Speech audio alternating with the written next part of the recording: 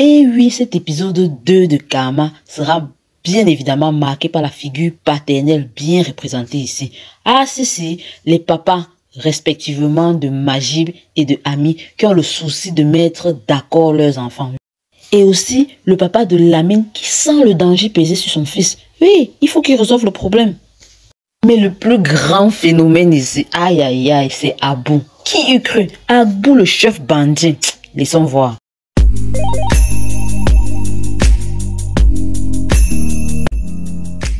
Bonjour les amis, comme toujours, n'oubliez pas de liker la vidéo, de vous abonner, mais aussi d'activer la cloche de notification. L'épisode donc commence par une scène où on voit Ami qui est chez Majib avec son papa.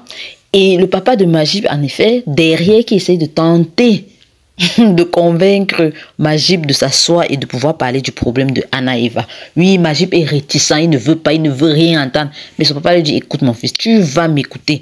Tu fais ce que je dis, il n'y a pas de papa qui vaille. Non, tu viens t'asseoir là et on essaye de résoudre le problème tout du moins.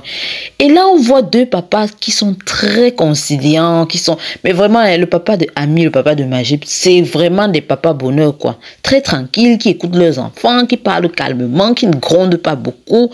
Mais franchement, c'est le top, quoi. On aimerait avoir des papas comme ça, qui s'entendent bien et qui comprennent la situation des enfants, qui essaient de résoudre leurs problèmes, quoi. Qui ne voudrait pas ça chez lui?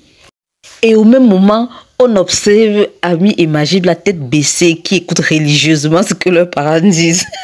Et après, quand on les laisse là, seul, silence total. Maman, ils étaient comme chien et chat là, comme si l'un allait bondir sur l'autre. Surtout Ami, parce que directement, elle a commencé que, mais j'ai dit, on fait commande avec Anna Eva. Donc, j'ai brusque là. Aïe!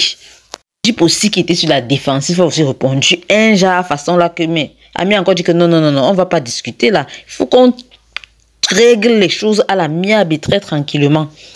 Majib voulait encore faire un genre. Ami a seulement dit, j'appelle ton père. J'ai ri sur la petite scène là jusqu'à comme deux enfants, dis donc.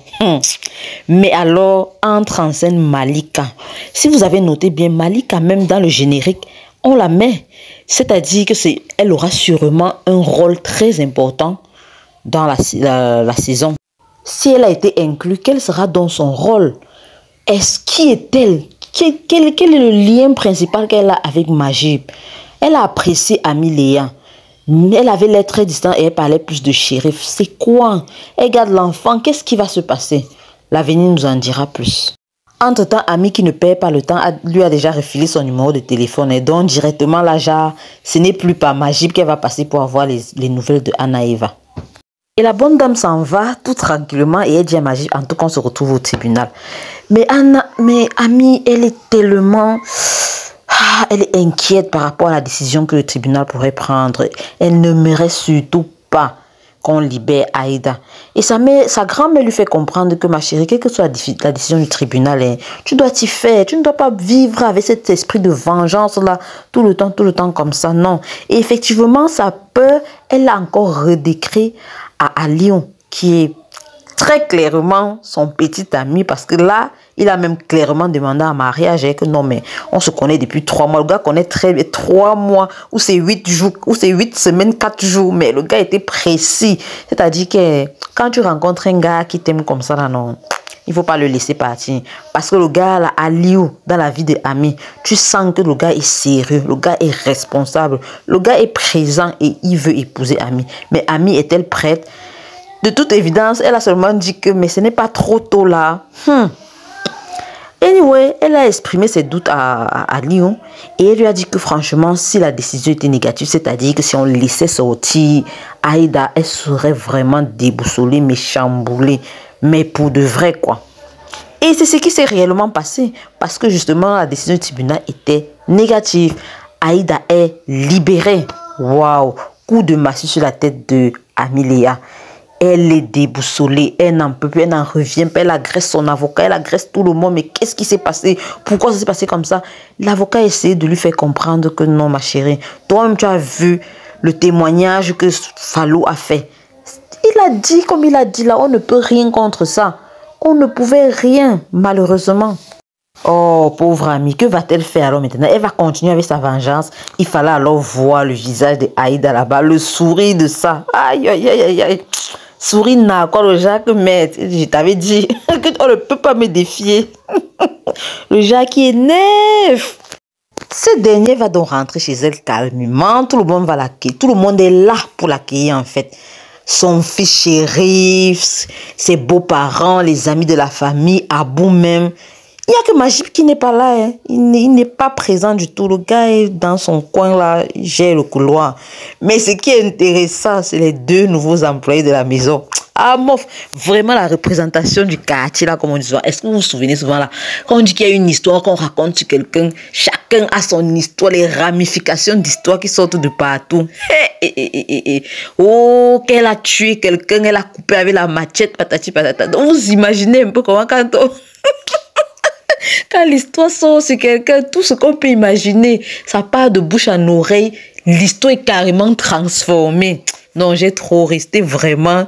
Ah, j'ai risible. Mais la scène la plus marquante ici sur le retour de Aïda, c'est lorsqu'elle va rencontrer Majib. Ah, on dirait qu'elle a peur de lui, elle ne sait pas comment il va réagir. Majib est là, retourné là, il regarde par la fenêtre, là, genre... Il ne m'intéresse pas ce qui se passe là. Et elle qui tente de commencer une conversation et qui ne marche pas, il dit, mais maman, on va jouer à ça là. Qu'est-ce qui s'est passé? Tu crois? Je sais, j'étais là. On t'a quitté, mais je connais la vérité. La seule chose que je veux savoir, c'est est-ce que tu l'as fait vraiment à Anna, la mère de Anna Eva? Est-ce que c'est toi qui l'as fait? Et la bonne dame n'avait rien à dire, elle avait les yeux baissés seulement. Comme on dit souvent, qui ne dit rien consent. Majib, la déception dans ses yeux, non. Il disait que du fond de son cœur, là, non, il savait déjà la réponse. Mais vraiment, il n'avait que faire.